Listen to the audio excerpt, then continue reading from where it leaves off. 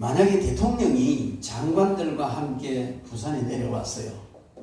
내려왔는데 아주 멋진 그런 자리를 마련해서 같이 식사를 나누는데 저와 여러분이 거기 초청받았다. 그렇게 한번 생각해 보십시오. 정말 존경하는 대통령, 정말 존경하는 장관들이 모인 그 자리에 내가 와라 같이 식사하자 이렇게 초청을 받았다면 여러분 대충 그냥 해가 나가겠습니까? 뭐 누더기 같은 아니라 걸치고 세수도 안 하고 머리는 가시광식으로 제가 그렇게 나가겠느냐는 것이죠. 최대한 예를 갖추고 정말 가득하게 이렇게 차려입고 그 자리에 나가게 될 겁니다. 그리고 대통령이 뭘 좋아하는지 이것도 살피고 내가 거기서 어떻게 해야 하고 어떻게 처신해야 되는지 이런 매너도 좀 익히고 이렇게 아마 참여할 거예요. 그렇지 않습니까? 그죠? 그런데 여러분 다음 주에 우리가 함께하는 이 성찬 예식은 일국의 대통령이 아니고 이날에 이 세계에 가장 영향력 있는 어떤 그런 위대한 사람이 아니고 만왕의 왕이신 우리 주님께서 우리를 그 거룩한 그 교제의 식탁의 자리에 초청해서 우리가 거기에 참여해서 함께 떡을 나누는 그런 귀한 자리가 바로 성찬 예식입니다. 그런데 우리가 우리의 영혼의 상태를 살피지 않고 마치 우리 영혼이 헌 누더기 같은 걸 걸치고 있고 세수도 하지 않고 머리가 가시범시같이 돼가지고 나가는 것 같은 그런 우리 영적인 상태로 주님의 상에 둘러앉는다면 그건 있을 수 없지 않습니까?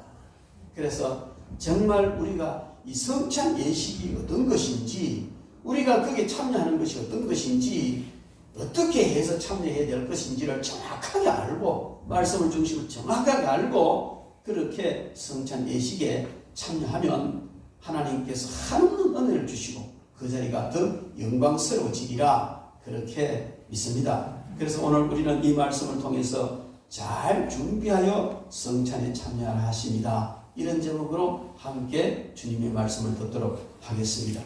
여러분 우리가 읽은 오늘 이 성경 본문 말씀은 고린도 교회의 성찬 예식의 모양을 바울 사도가 아주 그냥 신랄하게 그렇게 비판하고 꾸짖고 그들을 바로잡아주는 교훈이 오늘 이 말씀의 내용입니다. 이 말씀을 보면 17절부터 22절까지는 고린도 교회에서 행하고 있는 이 성찬 예식이 너무 아니라는 것이죠. 너무 아니다. 그것들은 성찬 예식도 아니야. 그렇게 아주 신랄하게 질책을 합니다. 그리고 23절부터 26절에는 내가 너에게 전한 것은 주께 받은 것이다. 이 말씀을 통해서 내가 너희들에게 가르친 것은 그게 아니지 않느냐. 주님께로부터 받아서 너희들에게 가르친 것인데 이런 것이지 않느냐 하고 23절부터 26절에 올바른 성찬의 그 중심을 제시를 해줍니다. 그리고 27절부터 34절까지는 너희들이 성찬을 그렇게 하니까 그렇게 거룩한 성찬을 아무렇게나 참여하고 그렇게 엉터리같이 하니까 너희들이 어려움이 있지 않느냐 주님의 징계를 받지 않느냐 그러므로 바르게 잘 참여해라 하고 권면해 주신 내용이 오늘 이 성경 본문의 말씀의 내용입니다. 오늘 여기서 우리가 그 내용을 조금 더 구체적으로 살펴본다면은 내가 명하는 이 일에 이 말은 내가 명하는 성찬 예식에 대해서 그 말입니다. 너희를 칭찬하지 아니한다. 오히려 너희를 칭찬하지 않는 이유는 너희 모임이 유익이 못되고 오히려 해롭다. 이 말은요. 너희들이 성찬 예식을 하는 그걸 내가 절대 칭찬할 수가 없다. 이 성찬 예식은 정말 칭찬받고 사랑받고 영광스러운 성찬 예식인데 너희가 하는 그런 식의 성찬은 내가 칭찬할 수가 없다. 그리고 아무런 유익도 없고 오히려 해롭다. 여러분 성찬 예식이 거룩한 교회 성찬 예식이 유익이 안 되고 오히려 해롭다. 그렇게 말하고 있습니다.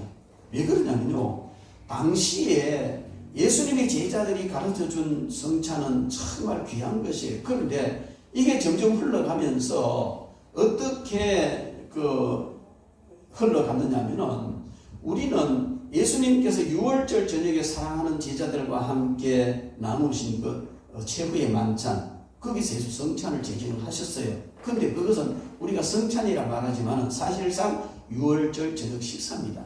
6월절 저녁 식사, 이스라엘 백성들이 조상 대대로 지켜오던 6월절 저녁 식사에 고기 대신 빵과 떡을 사용하셨다는 겁니다. 일반적으로 이스라엘 백성들이 6월절 저녁 식사는 섬나물과 함께 양고기를 먹습니다. 그것도 그 피를 문인방에 설치에 바르고 그렇게 먹는데, 주님께서는 그날 그 모든 걸 깨치시고 그 빵과 포도주를 사용하셨어요.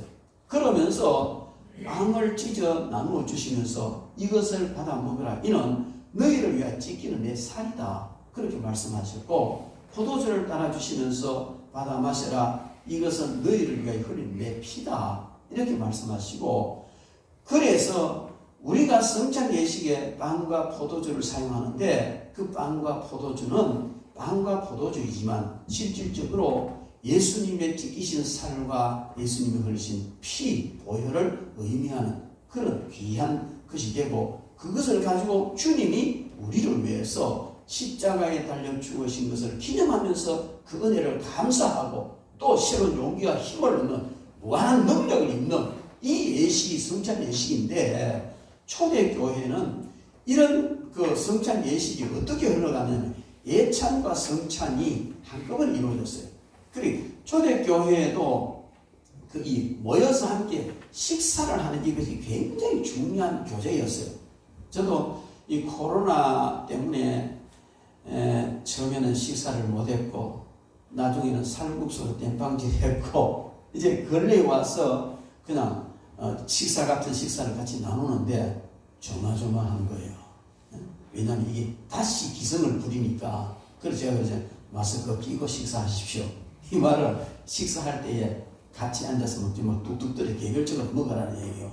그리고 성도의 교제는 이제 식사하고 마스크 끼고 하면 되거든요. 근데 교회에서 이 식사의 식탁 교제가 안 이루어지니까 예배를 제대로 드린 것 같은데 뭔가 예배 덜 드린 것 같은 이런 느낌이 있어요. 그죠? 여러분도 한번 그러실 거예요. 그래서 이 식탁 교제는 굉장히 중요한 거예요. 초대교회도 그래서 모여서 함께 떡을 떼고, 이 말은 모여서 함께 떡을 떼고 식탁 교제를 했으니 이것을 예찬이라고 말합니다.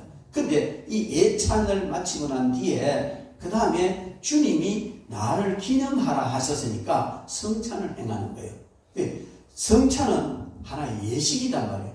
근데 고린도 교회 성도들은 어떻게 했느냐면은, 요즘처럼 교회에서 음식을 하는 게 아니고 각각 자기 집에서 다 음식을 해가지고 와서 나눠 먹는 거예요. 그런데 아름다운 성도의 교제가 이루어지지 않고 각각 자기가 집에서 가지고 온 것을 끼리끼리 앉아서 나누어 먹는데, 애찬을 하는데 어떤 일이 일어났느냐면, 부자는 부자끼리, 가난한 사람은 가난한 사람, 이래 모여가 먹는 거예요. 그러니까 잘 차려온 사람은 떡도 먹고 포도주도 잡사제끼 해가면 벌써 취해버리는 거예요. 근데 잘 차려오지 못하고 이렇게 좀 소외되는 사람들은 굶고 앉아서 그냥 입맛만 쩍쩍 다시고 있다. 이게 무슨 교회냐?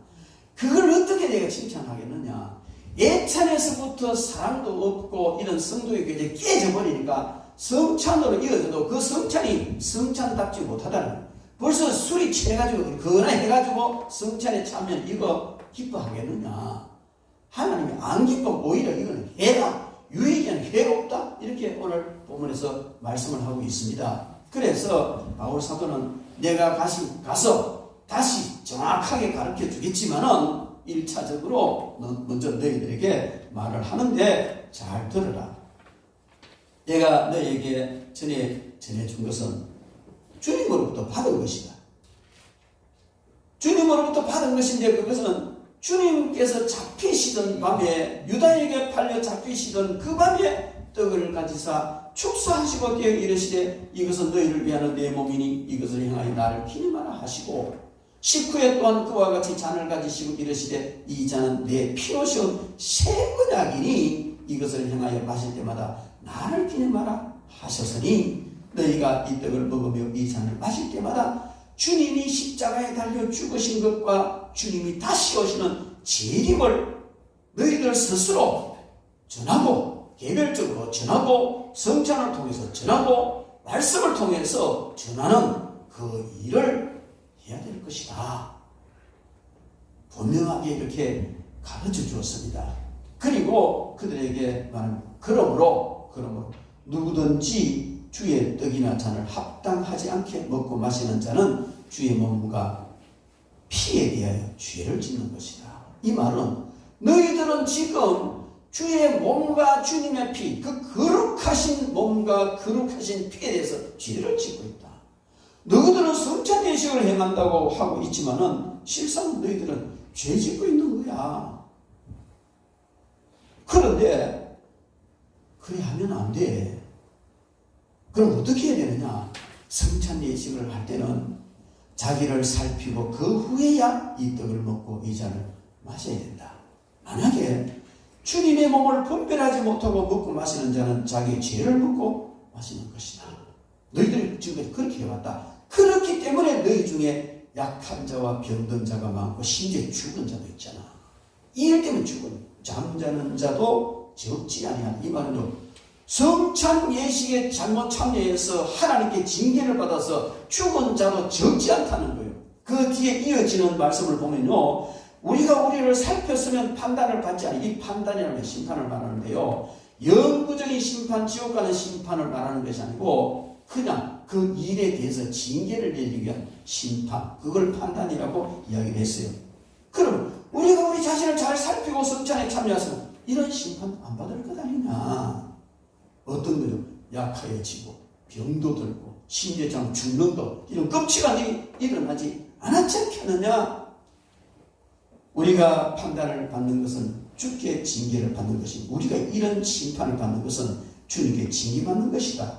이는 우리로 세상과 함께 정죄를 받지 않게 하려 하심이라. 우리가 이런 잘못된 성찬 예식에 참여, 성찬을 잘못함으로 징계를 받아 약하기도 하고 병들기도 죽기도 했지만, 이것은 우리를 단순히 심판하려 하심이 아니고 이 속에 주님의 하나님의 사랑이 개입되어 있다. 왜? 세상 사람들과 같이 멸망시키라는 것이 아니고 징계를 통해서 우리를 구원하시기 위한 것이다. 32절에 그렇게 말씀하고 있습니다. 그러므로 내 형제들아, 너희로 모일 때 기다려라. 먼저 먹고 취하고 그런 짓 하지 말고, 만일 누구든 시장하거든 집에서 먹고 오너라. 먹는 것보다 더 중요한 것이 예식인데 배고프다 가서 먼저 먹어 치우고 그렇게 무질서하게 해가지고 그렇게 하는 것이 되겠느냐? 너희 모임이 판단받는 모임이 되지 않게 하라.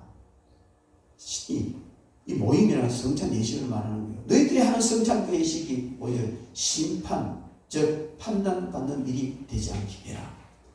그 밖에 자세한 일은 내가 가서 너희들 다시 가르쳐 주리라. 그렇게 말씀하고 있습니다. 여러분, 오늘 이 성경 말씀에 보면 18절부터 19절 말씀에 보면 이런 말씀도 있습니다. 먼저 너희가 교회에 모일 때에 너희 중에 분쟁이 있다 함을 듣고 어느 정도 내가 믿었다. 너희들이 모이는데 예배와 성찬을 하는 그것 때문에 분쟁이 있다는 내가 들었는데 확인해보니 맞더라. 그 말이에요. 근데 그 분쟁이 왜 일어나느냐? 성찬 예식 때문에 일어났다. 애찬 가정에서 서로 부자는 부자대로, 가난한 사람은 이래 나뉘어져서 먹으니까 그것 때문에 성찬 예식 때문에 분쟁이 생기고 파당이 생겼다는 거예요. 그러면서 바울사도는 너희 중에 파당이 있어야 너희 중에 옳다 인정함을 받은 자들이 나타나게 되리라. 파당이 있다는 것, 이 파당은 파벌을 말하는 것이에요. 이 파벌이, 교회 안에 파벌이 생기는 것, 이거 어쩔 수 없이 인정할 수밖에 없다. 그러나 그런 파벌은 안 된다는 겁니다. 교회 안에 파벌이 있을 수는 있다. 파벌이 있다는 이 말은 어떤 같은 뜻을 가진 사람들끼리 어떤 같은 이론을 가지고 서로 변론을 할 수도 있고 주장을 할 수도 있다는 겁니다. 그래야 옳다함이 드러나지 않겠느냐. 그냥 무조건 목사님이 아멘 하십시오 해놓고는 설교하면서 말도 안 되는 소리 아멘 하실까 하면 아멘하고 그거 아니라는 거예요. 진리를 따라가는데 어떤 사람은 이렇게 말하고 어떤 사람은 이렇게 말한다는 거예요. 그래서 교파도 생기잖아요. 이런 파벌이 생길 수 있다는 겁니다. 교회 안에. 그런데 이런 파벌이 있음으로 말미암아서 옳다 인정함을 받게 되는데 이런 파벌이 대립되고 서로 다투는 것만으로 끝나서는 안 되고 서로 머리를 맞대고 네가 옳으냐 내가 옳으냐 네가 성경 말씀대로냐 내가 성경 말씀대로냐 이거를 심사숙고해서 서로 나누면 옳은 결론이 도출되지 않느냐. 너희들도 그래 해라. 성찬 예식 이거 그렇게 막 해나가고 분쟁하고 할 것이 아니고 이걸 가지고 너희들 논의해라. 그리고 옳은 결과를 도출해서 그것을 따라 행해라. 왜냐하면 성찬 예식이 딱 어떤 규정되어 있는 것이 아니고 뭐 예찬하고 성찬하고 좀 이렇게 연결되어 있고 그 점점 교회에서 많은 종교회의를 통해서 하나하나 정리되어 왔습니다만은 그런 문제가 있었다는 겁니다. 여러분 우리는 교회 안에서 파당은 생기면 안 됩니다. 그러나 자기 옳은 주장을 말할 수는 있어야 돼요. 그리고 그것을 자기 뜻이 무조건 옳다고 고집부리면 정말 골치 아픈 파당이 됩니다. 여러분 항상 사람들은 자기가 다 옳은 줄 알아요. 자기가 옳은 줄 알아요. 그걸 절대로 굽히지 않습니다. 그러면 안 되는 거예요. 내가 틀릴 수도 있겠구나. 내가 또 잘못할 수도 있겠구나. 그래서 교회에서는요 항상 내가 옳고 네가 틀렸다 이러면 안 되는 거예요. 아 너와 내가 좀 다르구나. 할렐루야. 그런 생각하시기 바랍니다. 옆에 보면 인사합시다. 당신과 난 조금 다릅니다. 이 다른 거를 가지고 네가 틀렸으니까 내가 이라면은 그게 독설이에요. 심지어 지도자 중에서도 그런 사람 많잖아요. 냉정하게 살펴보면 아닌데도 지도자라는 이 권위를 앞세워가지고 막 그냥 막 공갈성 발언을 하면서 자기가 옳다는 그러면 밑에 앉아 듣는 사람은요 참 가슴이 멍들어요. 다 아는데 요즘은요 성도들이 얼마나 훌륭한지 설교하기가 상당히 힘든 경우가 얼마 전에 동아대 교수 우리 교회 와가 이 6가지 침례교인인데 침례교인은 장로가 없잖아요. 그럼 맨날 집사 자기보다 형편없는 것 같은 신앙 가진 사람도 장로님 하는 사람 맨날 집사에서 그냥 뿔난 거예요. 그래서 장로님 별로 안 좋아하는 거예요. 그래서 이제 저희들 교회 와서 참 잘 섬겼어요. 그래서 장로 장립 받으십시오. 목사님 침례교인 아니 장로교 나오면 장로교인지 뭐 침례교인 어디 뭐 사명 받아 나왔나 받으세요. 이렇게 억지로 장로 장립을 시켰어요. 그러고 나니까 얼마나 사람 달라지는지 그 사모님 너무 좋아요. 장로님 우리도 그전에는 대화도 잘 안 됐는데 우리 장로님 그런데요 제가 무슨 얘기 하려고 하냐면 그분이요 헬라 히브리어 능통하고요 얼마나 믿음이 좋은지 몰라요. 이 동아리 학생 서클을 인도하고 교회까지 세워서 이제 저희 교회 같이 하다가 학생들도 같이 개척해 나가요. 동아리 교회들을 세워서 학생들 주주 예배하고 있어요. 근데 제가 설교하면 저희 옆에 컴퓨터 가지고 설교 만듭니다. 마치 장로 설교하면 만들었습니까? 시고 넣는다고요. 여러분 그런 상황에서 설교하는데 말도 안 되는 소리를 지가 옳다 하면 되겠습니까? 밑에서 스트레스 받죠.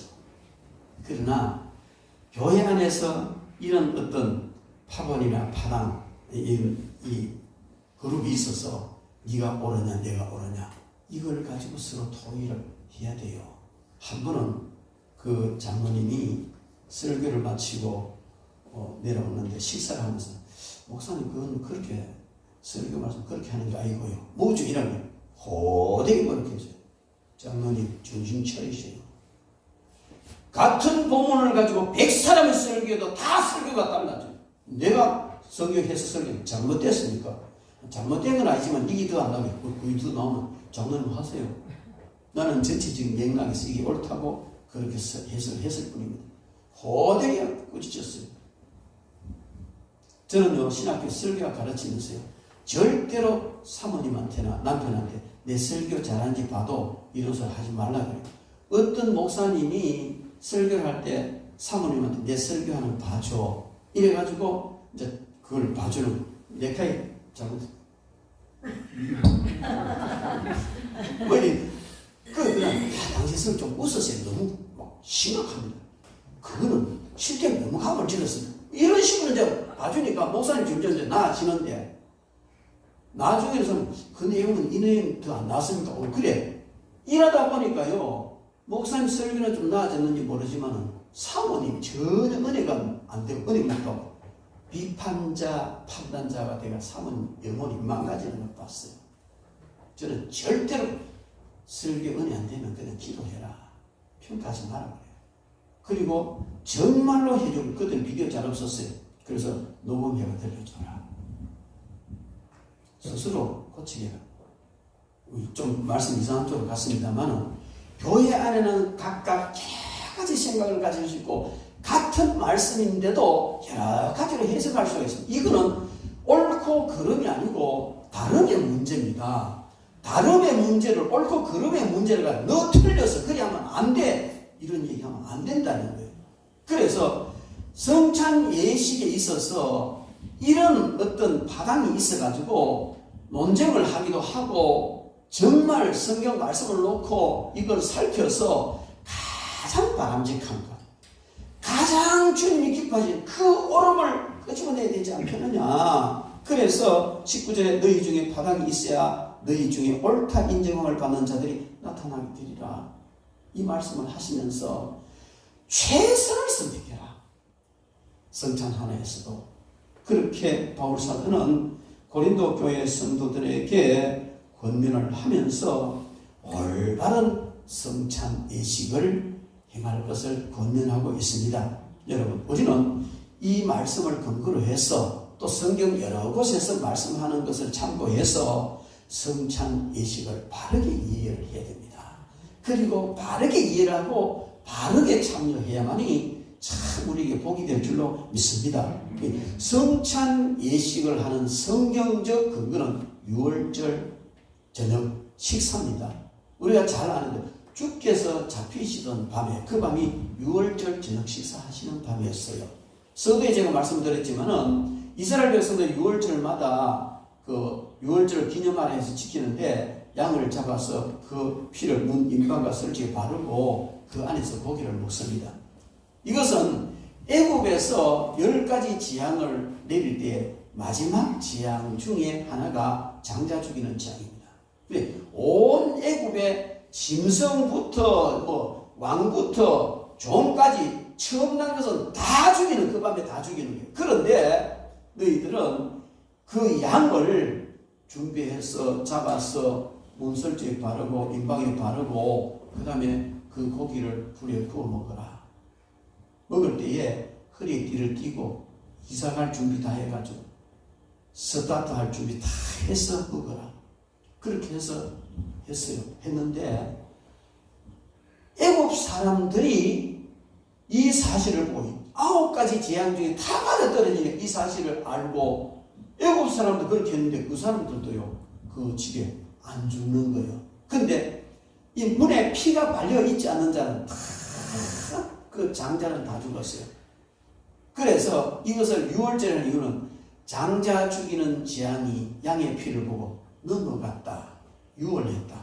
월장하면 다 넘는 것이고 유월하면 넘어갔다는 말이에요. 그래, 넘어갔다. 그래서 유월절을 지키라. 이것을 하나님께 명령해서 해마다 지키도록 되어 있습니다. 그런데 그것은 무엇을 의미하느냐면 온 인류가 죄 때문에 사망하여 영원히 지옥 형벌을 당할 수밖에 없는 이 사실 앞에, 이 저주와 징계 앞에서 유월절 어린 양 대신 예수 그리스도께서 십자가에 달려 살찌으시고 십자가에 달려 피 흘리신 이 사실을 마음의 문 임방과 설주, 영혼의 문 임방과 설주에 바르는 것과 같이 그 믿음을 가지고 있으면 그 저주가 사망이 지옥의 형벌이 넘어간다는, 유월해버린다는 거예요. 그리고 천국 간다는, 여기에 근거를 두고 예수님께서 이제 상징적으로 지켜왔던 유월절 행사, 유월절 그 모든 식사가 예수님이 실질적으로 이루시기 때문에 그 예수님이 이루신 것은 어떻게 이루시느냐면 양의 피,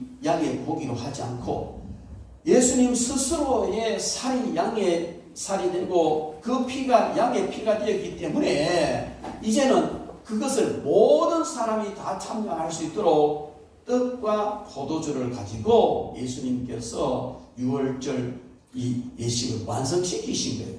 그래서 거기서부터 시작이 되어진 겁니다. 그리고 또 한 가지 더 우리가 살펴본다면 구약의 제사가 5대 제사가 있습니다. 그 중에 화목제라는 것이 있어요. 그 화목제는 하나님과 잘못된 화목한 것을 위해 제사를 지내는데, 다른 제사들은 가루로 드리고 비둘기로 드리고 다 할 수 있지만 이 화목제만큼은요 짐승으로 드려야 돼요. 소나 양으로 드려야 돼요. 그리고 이 화목제는요 일정 부분 하나님께 태워드리고 또 일정 부분은 제사해주고 나머지는 제사 지은 제주가 함께 나누어서 먹는 것까지 해야 제사가 완성되는 거예요. 하나님과 화목하고 너희들끼리 화목해라. 그 의미로 제물을 나눠 먹는 것. 구약의 모든 예식과 모든 제사는 예수 그리스도를 상징으로 하고 표상으로 이루어졌고 그 모든 것은 예수 그리스도에서 완성되어졌습니다. 그래서 그 화목제 제물로 하나의 상징적인 유월절이란 독특한 사건, 이스라엘을 해방시킨 독특한 사건과 하나님께서 법으로 내주신 이 5대 제사가 완성되는 이 의미가 합쳐져서 예수님께서 완성하신 것이 바로 성찬 예식입니다. 이 성찬 예식은요 너무나 깊은 그런 의미가 있습니다. 예수님께서 살 찢으시고 피 흘려 주셔서 우리를 영원한 저주에서 사망이 넘어가고 우리에게 생명을 얻고 천국에 가도록 해주는 이것을 이제 떡과 포도주를 가지고 행하는 것이 유월절 우리가 하는 성찬 예식입니다. 우리는 너무나 중요한 겁니다. 이것을 히브리서 기자는 히브리서 9장 10절부터 12절에 이렇게 말씀했어요. 이런 것은 즉 제사와 먹고 마시고 화목제물 먹고 마시고 여러 가지 구약의 모든 이런 히브리서 9장 10절 이전에 보면요 구약의 모든 율례나 이런 걸 이야기해놨어요. 그리고 그런 모든 것은 먹고 마시는 것과 여러 가지 씻는 것과 함께 육체의 예법일 뿐이며 개혁할 때까지 맡겨둔 것이다. 완전히 개혁한다는 것은 예수님께서 완성시킨다는 말인데 맡겨둔 것이다. 그리스도께서는 장래의 좋은 일에 대제사장으로 오사 손으로 짓지 아니한 것 곧 이 창조에 속하지 아니한 더 크고 온전한 장막으로 말미암아 염소와 송아지 피로 하지 아니하고 오직 자기의 피로 영원한 속죄를 이루사 단번에 성소에 들어가십니다. 상징으로 되어 있는 모든 일들이 예수님께서는 당신의 몸과 당신의 피를 생명을 가지고 사람이 손으로 만든 성소에 제사장이 해마다 들어가는 것이 아니라 하늘 성소에 단번에 들어가셔서 이 모든 제사를 완성시키셨다는 겁니다. 그 완성시킨 표가 바로 완성시키기 전에 이렇게 완성할 것이다. 어떻게? 살찢어 피 흘려 죽으심으로 완성할 것이다. 그 상징이 그 표가 바로 성찬 예식. 빵을 찢는 것은 단순한 빵이 아니고 예수님의 살을 찢는 것이고 포도주를 마시는 것은 단순한 포도주를 마시는 것이 아니고 예수님 피를 마시는 것이다. 이렇게 주님이 정해 주신 것이 바로 이 성찬 예식입니다. 그러므로 이 성찬 예식은요 너무나 중요한 거예요. 그래서 주님은 이것을 행하여 기념하라. 나를 기념하라. 그리고 바울사도도 이것을 향하여 주님의 죽으심을 전하고 다시 오심을 전해라. 그렇게 말씀하고 있습니다. 유월절을 기념하라고 하신 하나님께서 예수 그리스도를 통해서 성찬 예식을 기념하면서 그 유월절의 모든 은택보다 더 귀한 은택을 입게 하신 줄 믿습니다. 그러므로 우리는 이 성찬에 대해서 정확하고 바른 판단, 바른 지식을 가지고 임해야 됩니다. 이런 초대교회부터 많은 혼란과 혼선을 겪어오던 이런 일들을 유명한 종교회의에서 하나하나 정리를 했어요. 그리고 정리를 해서 우리에게 넘겨준 것이 여러 가지가 있어요. 웨스민스터 신앙고백도 있고 소요리 문답도 있고 대요리 문답도 있고 여러 가지 노장 문학도 많이 있어요. 그거 다 하면 우리가 머리 지나잖아요. 그러니까 다 차프고 간단하게 몇 가지 우리가 살펴보자고요. 먼저 우리가 늘 중요하게 삶의 어떤 우리 신앙생활에 성경 다음으로 표대를 삼는 게 있잖아요. 그게 소요리 문답입니다. 소연이 문답에 보면 제96문에 보면 주의 성찬은 무엇인가 이렇게 물었어요.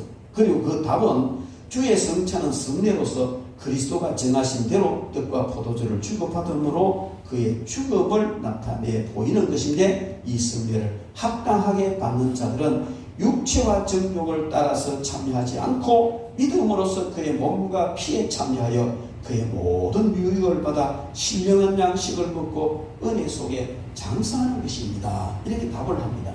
그리고 대요리 문답에 보면요, 대요리 문답 168문에 보면 성찬이란 무엇인가 이렇게 물었어요.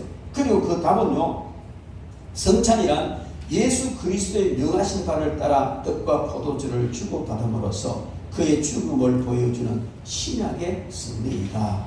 성찬에 합당히 참여하는 자는 주의 살과 피를 먹고 마심으로 영적 영양이 되고 은혜로 자라는 것이며, 주님과 연합과 교통이 확고해지고 하나님께 대한 감사와 약속 같은 신비한 몸의 지체로서 서로 사랑하고 사귐을 증가하고 새롭게 하는 것이다. 물론 이 내용까지도 막 신학교에서 이 내용까지도 막 퍼들어가지고 해석하라고 그래요. 그런 차고고 이 정도로 우리가 이해를 하자는 것이죠.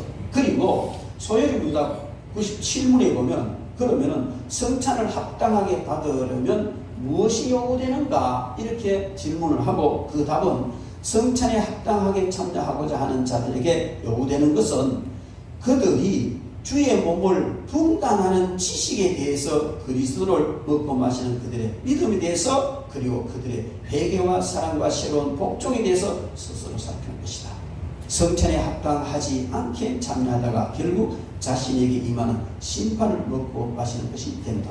고린도 교회는요, 성찬에 합당하게 참여하지 않다가 심판을 먹고 마셨는데 약한 자가 생기고 병든 자가 생기고 죽는 자도 생기다는 거죠. 그래서 성찬 예식은요 정말 중요한데, 소요리 문답대로 하자면은 성찬에 대해서 주님의 몸을 분간하는 지식에 대해서 알아야 된다는 겁니다. 그리스도를 먹고 마시는 믿음에 대해서도 바로 알아야 된다는 겁니다. 그리고 그 회개와 사랑과 새로운 복종에 대해서도 살펴야 된다는 것. 이 세 가지를 분명하게 하고 우리가 성찬에 참여해야 한다는 것을 말씀을 해주고 있습니다. 근데 이 성찬에 대해서 여러 가지 이론들이 많이 있습니다. 카톨릭에서는 성찬의 떡과 포도주에 대해서 여러 가지 이야기, 카톨릭에서는 화채설을 말합니다. 화채설이라는 건 육체로 화한다, 화채.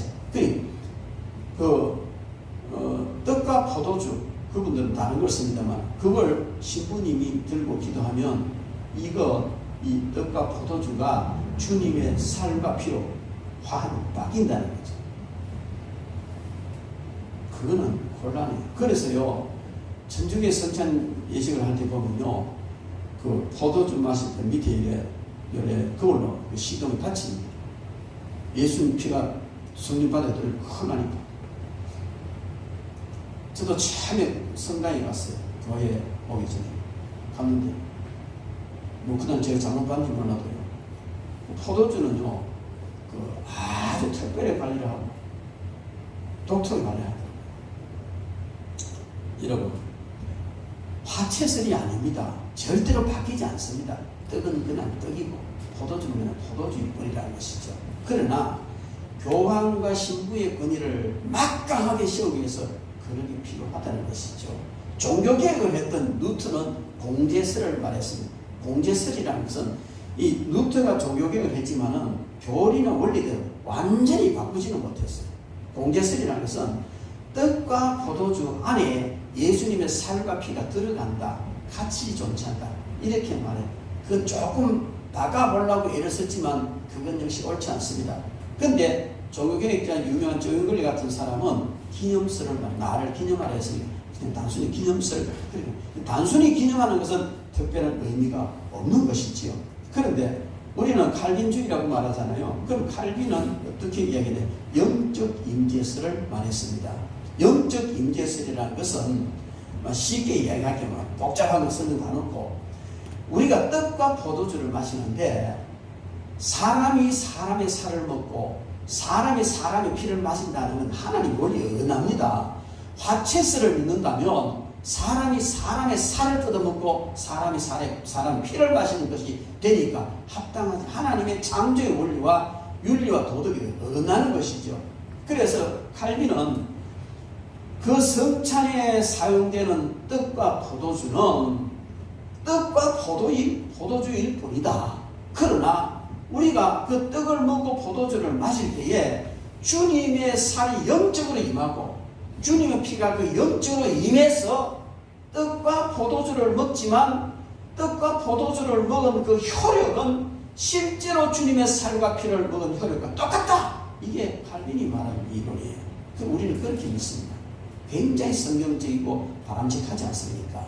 여러분, 그래서 여러분, 사람은 제가 한번요 요식업 협회에서 하는 교육에 갔어요. 그때 그 사람 아주 유명한 얘기를 했어요.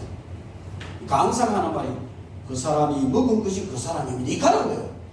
이거는 요식업 하는 사람들 음식을 잘 만들어서 내라 이 얘기를 하기 위해서 그 사람이 먹은 것이 그 사람입니다. 이 얘기는 그렇지가 정신이 부족해요. 왜냐하면 우리는 어머니 뱃속에 태어나가지고 어머니 모유 먹고 우유 먹고 뭐 이유식 먹고 밥 먹고 지금까지 먹었는데 지금 여러분의 몸은 그냥 하늘에 뚝 떨어진 게 아니고 그냥 어머니 뱃속에 난 그대로가 아니고 지금까지 여러분이 입으로 먹은 그것이 먹고 마신 그것이 지금 여러분 몸이 되어 있지 않습니까? 음식이 몸의 일부가 됐다는 말이죠.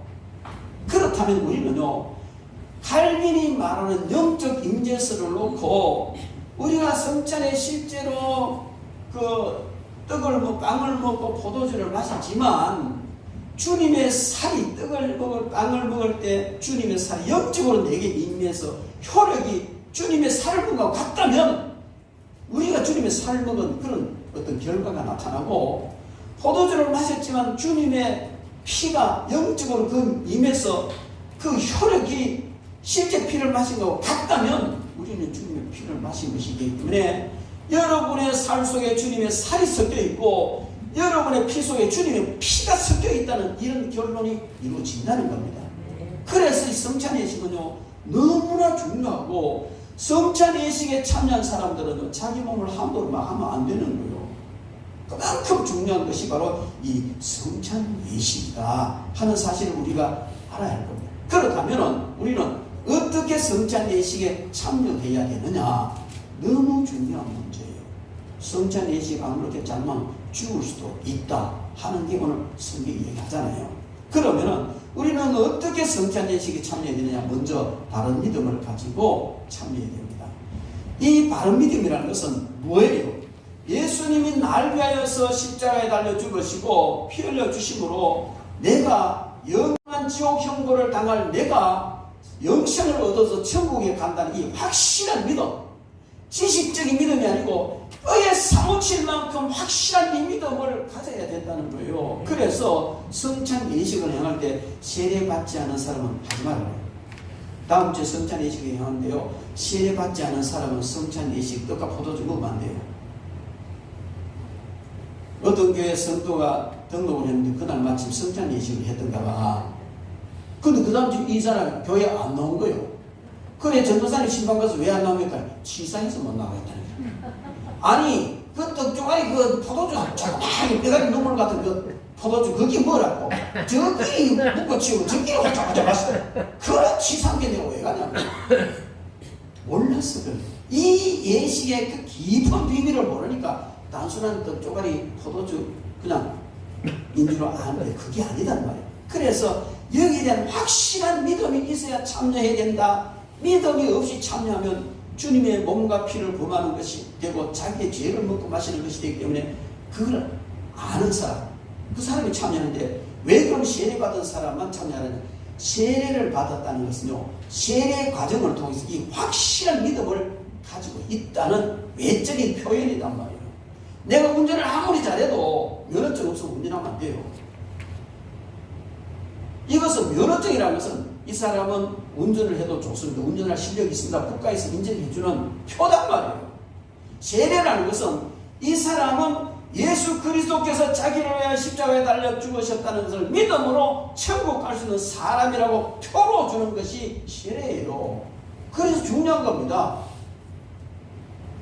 그런데 그럼 세례 받았다고 다 천국 가느냐?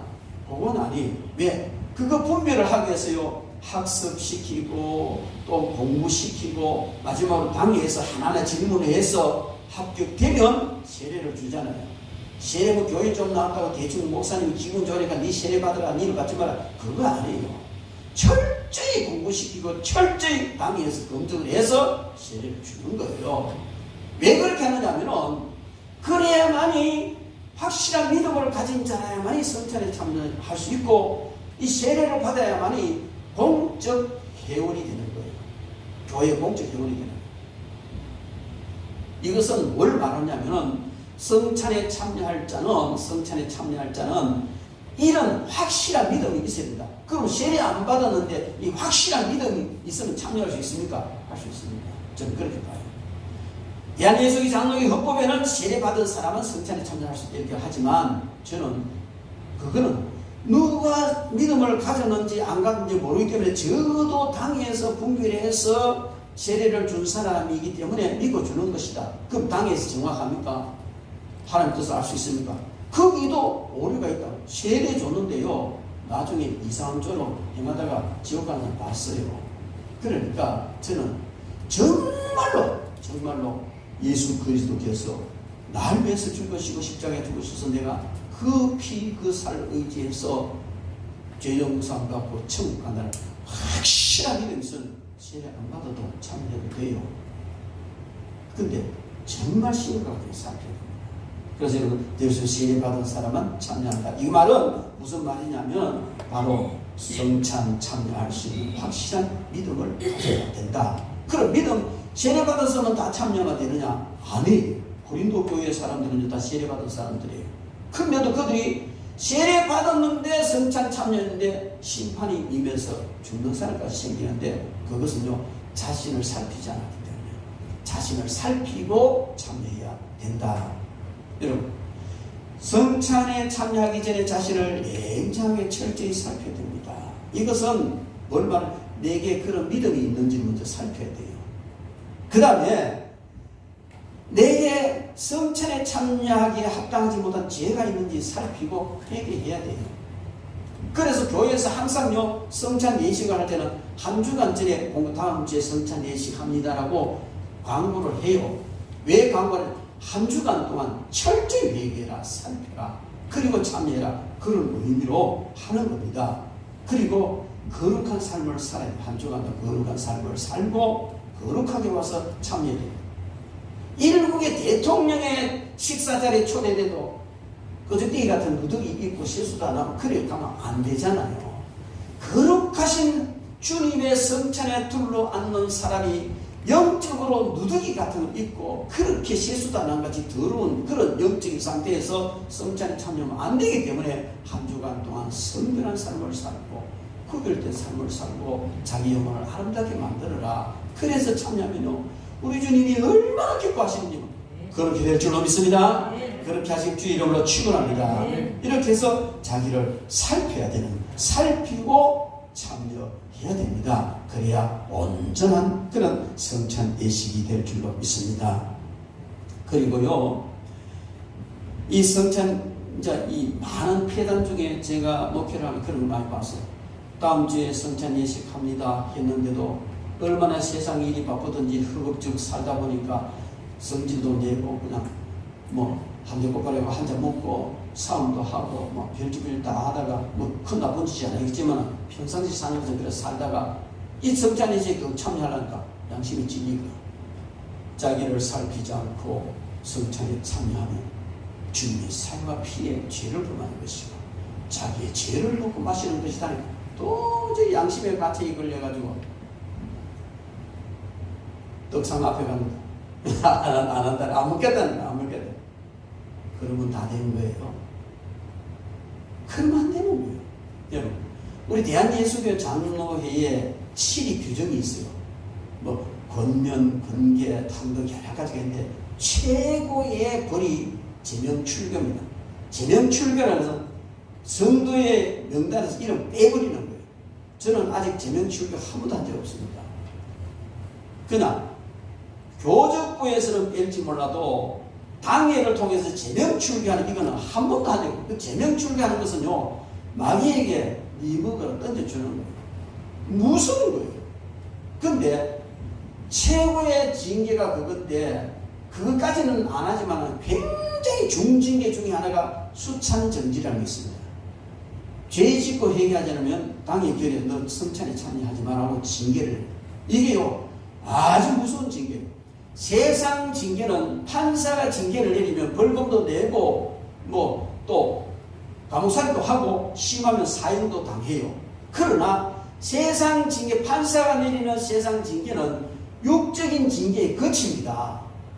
그러나 교회에서 내리는 이 징계는요, 그것보다 훨씬 무겁습니다. 교회에서 내리는 징계는 영에 가하는 징계이기 때문에 정말 심각한 문제예요. 정말 심각해요. 여러분, 세상 징계는 나무가지를 하나 자른다든지 그냥 뭐 좀 이렇게 베내는 것, 이 정도라면 교회에서 내리는 징계는 뿌리를 망가뜨려 버리는 겁니다. 그만큼 무서운 거예요. 그 교회에서 징계하는 걸요, 사람들이 그냥 심상하게 뭐 감옥을 가라 하나, 벌금을 내라 하나, 뭐 이 외형적으로 아무런 어떤 그런 게 없으니까 별것 아닌 것처럼 생각하는데 영적으로 아주 무서운 거예요. 저는 좀 징계 잘합니다. 정말 해도 영적으로 해가 되지 않는 부분 이 선에서 해요. 그리고 우리 같이 기도하잖아요. 근데 어떤 분들은 무섭게 목회하는 분들도 있더라고요.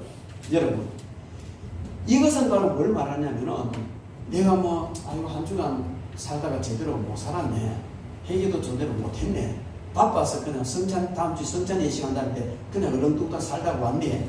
와서 앉아보니까 내가 성찬 받을 만큼 내가 준비가 안 되고 살피지 못했구나. 통과. 그러면 수찬정지 받는 것 똑같은 징계예요. 스스로 자기 자신이 수찬정지라는 중징계를 받는 것이니까 이게 얼마나 두려운 일인지 몰라요. 사람들이 이름을 모르니까 성찬 예식을요, 너무 그냥 아무렇게나 생각. 그러니까 고린도 교회와 같은 이런 문제가 생기고요. 사실상 고린도 교회만 그런 문제가 생긴 것이 아니고요. 오늘날도 성찬을 아무렇게나 참냐고 우습게 생각해가지고 병이 오고요, 심각한 문제가 생긴 그런 경우 너무 많아요. 모르고 원인을 구분 못해서 모르고 지나갔을 뿐이지 주님의 심판, 주님의 판단, 주님의 징계를 받는 그런 일을 너무나 많이 봤습니다. 그러므로 우리는요, 이 한 주간 우리가 성찬, 다음 주 성찬 예식 참여하기 위해서 고난주간을 지나가는 것 못지않은 그런 자신을 살피는 일이 있어야 됩니다. 고난주간은 주님의 고난에 우리가 동참한다는 그런 의미로 고난주간 지나는데요, 성찬 예식에 참여는 똑같은 의미입니다. 하나라도 그게 가벼운 게 없어요. 왜? 어차피 주님의 삶과 피에 동참하는 것은 주님의 고난에 동참하는 것이고 오히려 더 거룩하게 준비해서 동참을 해야 되는 것이기 때문에 우리는 잘 준비해야 될 줄 믿습니다. 그리고 성찬에 참여하는 것이요, 얼마나 영광스러운지 우리가 알아야 돼요. 제가 이 말씀을 준비하면서요, 여러 가지를 봤는데요, 성배에 대해서 한번 제가 검색을 해보고 많은 걸 찾아봤어요. 그래, 예수님이 십자가에 달리신 이후에, 달리시기 전에 제자들과 함께 그 떡을 먹고 나눠 먹고 포도주를 나눠 마시는데 주님이 사용했던 그 잔, 떡은 먹어 없어졌으니까 흔적이 없지만 그 잔은 남아있다는 것이죠. 그래, 전설에 보면 그 잔을 아무개가 주님이 흘리신 그 십자가의 피를 받아서 이제 받았다. 이래가지고요, 그 성배에 특별한 호흡이 딱 해가지고 별별 전설이 다 있고요. 성배를 찾기 위해서 중시의 역사를 보면요, 성배를 찾기 위한 특별한 힘을, 군사 힘을 구성해가 찾고 이것 때문에 전쟁도 일어나고 하고요. 얼마나 그런 일들이 많은지 몰라요. 여러분, 그거 뭘 말하는 겁니까? 주님께서 사랑하는 제자들과 나누어 했던 그 성찬식에 사용했던 잔 하나가 세계 역사를 그냥 흔들거릴 만큼 그렇게 대단한 것이라면 그 주님은 얼마나 대단하며 그 주님께서 희생하신 그 희생과 성찬 실제는 얼마나 대단하냐 이 말이에요. 성배 하나, 그냥 포도주 담아서 마셨던 그 잔 하나가 그렇게 대단한데 그 예식 자체는요, 이건요 너무 영광스럽고 존귀하고 말로도 알 수 없는 것이에요. 그런 예식에 우리가 참여하는 것이 성찬 예식인데 너무 가볍게 알지 못하고 아무렇게나 성찬 예식 참여. 여러분, 우리가 만약 지금까지 그런 자리에서 성찬 예식 참여했다면 회개해야 돼요. 주님 이제부터 정말 바른 자세로 성찬 예식에 참여하겠습니다. 그래서 이 성찬 예식에 참여하는 것이 그렇게 영광스럽고 놀라운 축복이라는 사실을 우리는 알아야 됩니다. 여러분, 우리는 너무 세상 살아가면서 세상 잣대 가지고 우리가 신앙을 자질하고, 세상 잣대 가지고 성경을 자질하고, 세상 잣대 가지고 설교를 자질하고, 세상 잣대를 가지고 내 삶을 자질해서 얼마나 잘못되고 엉터리같이 나가는지 우리는 살펴봐야 돼요. 성찬에서도 마찬가지예요. 정말 진지하게 우리가 그것을 살펴야 될 줄로 믿습니다. 여러분, 우리는 이 한 주간 동안 고난주간을 준비하는 것보다 더 신중하게 자신을 살피고 준비해야 됩니다. 성찬이 어떤 것인지 제가 간단하게 가르쳐 드렸잖아요. 그러나 이것만으로도 바르게 새겨들었으면 지식적으로는 충분한 줄로 믿습니다. 그리고 주님의 살과 피가 우리 몸속에 들어와서 우리의 살과 피가 된다는 이 사실, 하나님은 넘지 못함이 없어요. 빵과 포도주가 살과 피로 변하게 하실 수 있다고 저는 믿습니다. 그러나 그것은 하나님이 내신 원리에 어긋납니다. 빵과 포도주를 먹었지만은 그 효력이 쌀을 먹고 피를 마신 것과 똑같은 효력이 나타나도록 하는 얼마든지 원리에 어긋나지 않게 하실 수가 있습니다. 우리는 성찬에 참여한 이후에 주님의 살이 내 살이 되었고 주님의 피가 내 피에 흐르는구나, 이런 감격스러운 믿음을 가지고 성찬에 참여하시기 바랍니다. 그리고 성찬에 대한 바른 믿음을 가져야 됩니다. 왜 내가 성찬에 참여하느냐? 예수님이 날 위하여서 6월절 어린 양으로서 살찌우시고 피 흘려 주셔서 그것 때문에 저주가 넘어가고 영원한 사망이 넘어가고 심판이 넘어가고 내가 천국의 영생을 얻게 됐다는 이 확실한 믿음을 가지고 우리 자신의 죄를 살피고 삶을 거룩하게 한 주간 동안 준비했다가 다음 주간 성찬에 참여할 때 너무나 영광스럽고 정말 한없는 하나님의 은총과 사랑과 풍성한 복을 받는 그런 역사가 일어나기를 주님의 이름으로 축원합니다.